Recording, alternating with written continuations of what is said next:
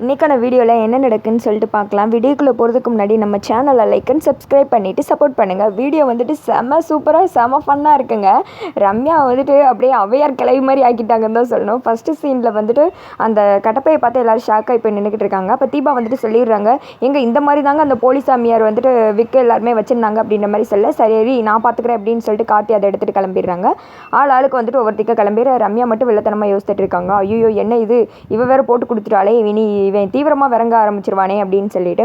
அடுத்த சீனில் ராஜா வீட்டில் தான் காமிச்சிட்டு இருக்காங்க. பையை தூக்கி ராஜா மேலே எறிகிறாங்க கார்த்தி. இதில் என்ன இருக்குன்னு பாரு அப்படின்னு சொல்ல, திறந்து பக்கம் விக்கு தாடி எல்லாமே இருக்குது. அதை பார்த்ததும் யார் மாப்பிள்ள இது அப்படின்னு சொல்லிட்டு கேட்க, அதை தாண்டா நான் உங்ககிட்ட கேட்டுட்ருக்கேன், அன்னைக்கு நீ தானடா போலீஸ் ஸ்டேஷன்லேருந்து இந்த பையை கொண்டு வந்த அப்படின்னு சொல்ல, மாப்பிள்ள சத்தியமாக சொல்கிறேன் இது என்னோடது கிடையாது, பை மாறி போயிடுச்சு மாப்பிள்ள, நானே என் பையை காணும் அப்படின்னு சொல்லிட்டு தேடிட்டு இருக்கேன், அதில் ஃபேன் ஷர்ட் தான் வச்சிருந்தேன் அப்படின்ற மாதிரி சொன்னதுமே கார்த்தி சொல்கிறாங்க, அப்புறம் எப்படி இது உங்ககிட்ட வந்துச்சு அப்படின்னு கேட்க, மாப்பிள்ள இப்போ எனக்கு ஞாபகம் வந்துருச்சு, அதான் போலீஸ் ஸ்டேஷன் வரைக்கும் போனமே, சேகர்னு ஒரு கூமுட்டை என் மேலே கூட மோதினாம்ல, அவன் தான் பையன் மாற்றிருக்கணும், அவன் திருட்டு மொழியே சரி கிடையாது, அவன் தான் மாப்பிள்ள இதுக்கு பின்னாடி காரணமாக இருக்கும், அந்த மேடம் கூட காப்பாற்றி விட்டாங்கல்ல, உனக்கு கூட தெரியும்னு சொன்னையே, 2 நாளைக்கு முன்னாடி கூட என் வீட்டுக்கு வந்தாங்க அப்படின்னு சொல்லிட்டு இருக்க, சரி இரு அவங்ககிட்ட கால் பண்ணி அவனோட அட்ரஸ் கேட்போம் அப்படின்னு சொல்லிட்டு ரம்யாவுக்கு தான் கால் பண்ணுறாங்க. ரம்யா வந்துட்டு ஃபோன் எடுத்தது, சொல்லுங்கள் கார்த்தி அப்படின்னு சொல்ல, அன்றைக்கி போலீஸ் ஸ்டேஷனில் வந்துட்டு ஒருத்தனை காப்பாற்றி விட வந்தீங்கல்ல சேகர், அவனோட அட்ரஸ் வேணும் அப்படின்ற மாதிரி சொன்னதுமே, ஆஹா நம்மளை நெருங்கி வந்துட்டானே, நம்ம சொல்லாமல் இருந்தோன்னா நம்ம மேலே டவுட் வந்துடும் அப்படின்னு சொல்லிட்டு, ஒரு நிமிஷம் கார்த்தி நான் என் ஆஃபீஸ் ஸ்டாஃப் கிட்ட கேட்டு சொல்கிறேன் அப்படின்னு சொல்லிட்டு அதுக்கடுத்து கார்த்திகிட்ட அட்ரஸ் சொல்ல, கார்த்தி வந்துட்டு ஃபோனை கட் பண்ணிடுறாங்க. ஸ்ட்ரெயிட்டாக வந்துட்டு அவனோட அட்ரஸ் தான் போகிறாங்க. போய் பார்த்தா பூட்டு போட்டிருக்கு. நம்ம வர்றோம் தெரிஞ்சு எங்கேயோ ஓடி போயிட்டோமாப்ல, கண்டிப்பாக இவன் அதான் இருக்கும் அப்படின்னு சொல்லி கொஞ்சம் நேரம் அமைதியாக இரேண்டா அப்படின்னு சொல்லிட்டு இருக்கா. அந்த இடத்துக்கு அந்த சேகர் வரான். டேய் வந்துட்டியா, டேய் இதெல்லாம் உன்னோட தானே அப்படின்னு சொல்ல, சேச்சா இதெல்லாம் என்னோடது கிடையாது அப்படின்னு சொன்னதுமே, நடிக்காதடா நாங்கள் என்ன வந்துட்டோன்னு சொல்லிட்டு பொய் சொல்லிக்கிட்டு இருக்கியா, எங்களெல்லாம் யாரு நினச்சா அப்படி இப்படின்னு சொல்லிட்டு ராஜா சொல்லிட்டு இருக்க, என்னடா ஏன் ஏரியாலே வந்து என்னக்கிட்ட வம்பளுத்துட்டு இருக்கீங்களா அப்படின்னு சொல்ல, அடிச்சேன்னு ஒய் என் பாசையில் விசாரிச்சா தான் உனக்கு புரியும் போல அப்படின்னு சொல்லிட்டு ராஜா சொல்ல, எங்க அடி பார்ப்போம்னு சொல்லிட்டு 2 பேரும் மாற்றி தகராறு பண்ணிட்டு இருக்காங்க. உண்மையை சொல்லுங்கள், இந்த பேக் யாரோடது, போலீஸ் ஸ்டேஷனில் வச்சு தான் மாறி இருக்கு அப்படின்னு சொல்லிட்டு கார்த்தி கேட்க, சார் இது ஏன் பேக்கே கிடையாது சார், யார் பேக்கை எடுத்துகிட்டு வந்து என்னதுன்னா நான் எப்படி சரின்னு சொல்ல, ஒரு நிமிஷம் இருங்க அப்படின்னு சொல்லிட்டு வீட்டுக்குள்ளே போயிட்டு அவர் இதே மாதிரி ஒரு கட்டப்பை வச்சிருக்காரு, அதை எடுத்துகிட்டு வந்து காமிச்சு பாருங்க இதான் என்னோட பேக்கு அப்படின்னு சொல்லிட்டு காமிக்க, அதே டைமில் ராஜாவுக்கு வந்துட்டு ஒரு ஃபோன் வருது. ராஜா வந்துட்டு ஃபோன் அட்டன் பண்ணி பேசுகிறாங்க. நாங்கள் போலீஸ் ஸ்டேஷன்லேருந்து பேசுகிறோம் அப்படின்னு சொல்லுங்கள் அப்படின்னு சொல்லிட்டு ஸ்பீக்கரில் போடுறாரு.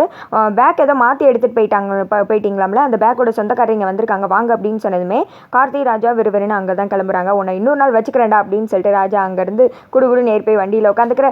போலீஸ் ஸ்டேஷன் போனதுமே, சார் அன்னைக்கு இவர் பேக்கை மாற்றி எடுத்துகிட்டு போயிட்டார் போல், இது வேற ஒருத்தரோட பேக், அவர் வந்துட்டு சினிமாவில் வந்துட்டு சும்மா ஒர்க் பண்ணிட்டு இருக்காரு அப்படின்ற மாதிரி சொன்னதுமே கார்த்தி வந்துட்டு சந்தேகப்படுறாங்க. உங்கள் ஐடி கார்டை பார்க்கலாமா அப்படின்னு சொல்ல, அவர் வந்துட்டு என்ன நம்பலையா சார் அப்படின்னு சொல்லிட்டு ஐடி கார்டெல்லாம் கொடுக்க, சும்மா ஒரு என்கொயரிக்கு தான் அப்படின்னு சொல்லிட்டு கார்த்தி பார்க்குறாங்க. பார்த்ததும் சரின்னு சொல்லிட்டு இவங்களும் அந்த இடத்த விட்டு வெளியில் வந்துடுறாங்க. மாப்பிள்ளை எங்கே போனாலும் சரி சுற்றி ஒரே இடத்துல வந்து நிற்கிறமே அப்படின்னு சொல்ல, கண்டிப்பாக அந்த போலீஸ் சாமியாருக்கு பின்னாடி யாரோ ஒருத்தங்க ப்ளே பண்ணுறாங்க, அது யாருன்னு கண்டுபிடிக்கணும் அப்படின்னு சொல்லிட்டு யோசிச்சுட்டு இருக்கு.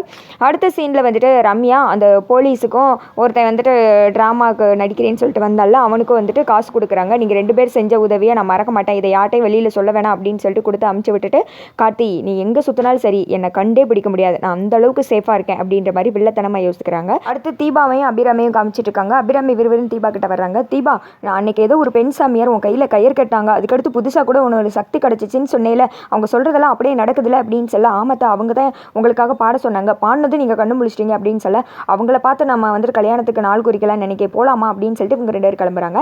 அடுத்து வந்துட்டு ரம்யா தீபாவை பார்க்கறதுக்காக வர்றாங்க. இதை மைதிலி பார்த்துடுறாங்க. மீனாட்சி கூப்பிட்டு, இவ அட்டகாசம் தாங்க முடியல, எங்கே இருந்தாலும் லொலுக்குன்னு ஒடியாந்துடுறா, இவளுக்கு ஒரு பாயாசத்தை போடணும் அப்படின்னு சொல்ல, அப்படியா போட்டுடலாம் அப்படின்னு சொல்லிட்டு இவங்க ரெடியாக இருக்க, உள்ளே வந்தது ரம்யா கிட்டே, என்ன தீபா பார்க்க போறியா அப்படின்னு சொல்ல, ஆமாம் அப்படின்னு சொல்லிட்டு வெறும் மாடிக்கு போகிறாங்க. இங்கே பாரு இவளுக்கு என்ன பண்ணலாம் அப்படின்னு சொல்ல, என்கிட்ட ஒரு ஐடியா இருக்குது அப்படின்னு சொல்லிட்டு மீனாட்சி வந்துட்டு காதில் ஒரு ஐடியா சொல்கிறாங்க. மைதிலி வந்துட்டு சூப்பர் அப்படின்னு சொல்லிட்டு, நீ அவகிட்ட போய் பேச்சு கொடு, நான் அதுக்குள்ளே இந்த சோப் எடுத்து தண்ணி ஊற்றி மாடிப்படிக்கு அடியில் போட்டு வச்சுறேன், வந்து விழிச்சு வலிக்கு விழுந்துருவா, அதுக்கடுத்து 1 மாதத்துக்கு அந்த வீட்டு திக்கமே வரமாட்டா அப்படின்னு சொல்ல, சூப்பர் ஐடியா அப்படின்னு சொல்லிட்டு ரம்யா கிட்ட வேணும்னே போய் மீனாட்சி வந்துட்டு பேச்சு கொடுக்குறாங்க. என்ன தீபா இல்லையா அப்படின்னு சொல்ல, ஆமாம் ரூமில் இல்லை அப்படின்றாங்க.